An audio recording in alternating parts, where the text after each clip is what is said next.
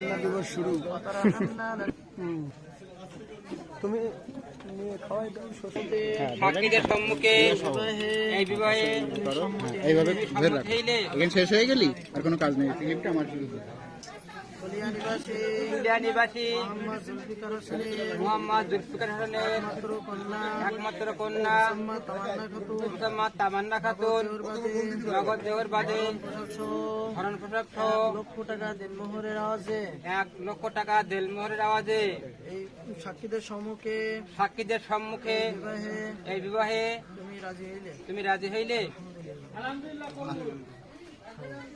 أعوذ بالله من الشيطان الرجيم بسم الله الرحمن الرحيم الحمد لله رب العالمين الرحمن الرحيم কান্দো না সিধে ভাই আমিন আলহামদুলিল্লাহ